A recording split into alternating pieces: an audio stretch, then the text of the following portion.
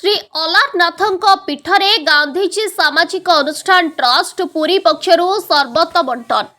गतकाली अनवसर शेष दिन में श्री अलारनाथଙ୍କ पीठरे गांधीजी अनुष्ठान ट्रस्ट पुरी पक्षरु पुदीना पानी दही सर्बत 5000 ऊर्ध्व भक्तों को बंटन करा जायथिला। कार्यक्रम को अनुष्ठान सभापति प्रसन्न कुमार लेंका अध्यक्षतार संपादिका सस्मिता शतपथी, मधुस्मिता लेंका, रिंकी बारिज, आराधना पंडा, आलोक सास, बेबीलाल मिश्र, झांसी मिश्र, संयुक्ता बेहेरा, मधुस्मिता महांती, सुचित्रा बारिक, देवश्री प्रधान, नवीन राव, संतोष राव सहित अनुष्ठान समस्त सदस्य सदस्या परिचालना करिबारे संपूर्ण सहयोग करथिले। मो ना होची सस्मिता शतपथी, गांधीजी अनुष्ठान ट्रस्ट सेक्रेटरी।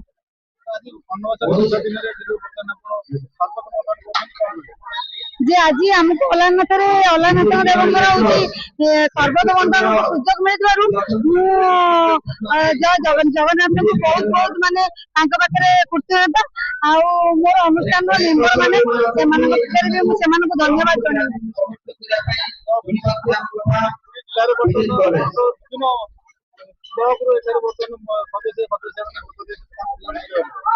मुझे कहबी बहुत भलरे आसिक माने श्रृंखलार सह दर्शन करूँ सर्बत पिंतु तार समस्त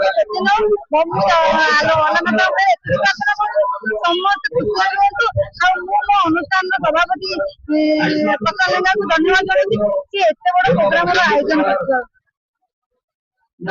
मो ना प्रसन्न कुमार लेखा, गांधीजी सामाजिक अनुष्ठान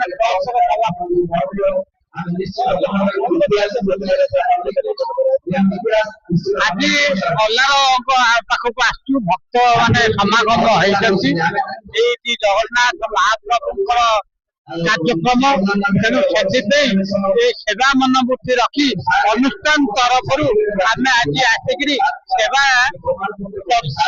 जहाँद्वारा कि लोक मान पानीय जल बंटन करूँ कार किसी असुविधा है आम नहीं हस्पिटाल रे ट्रिटमेंट करूँ।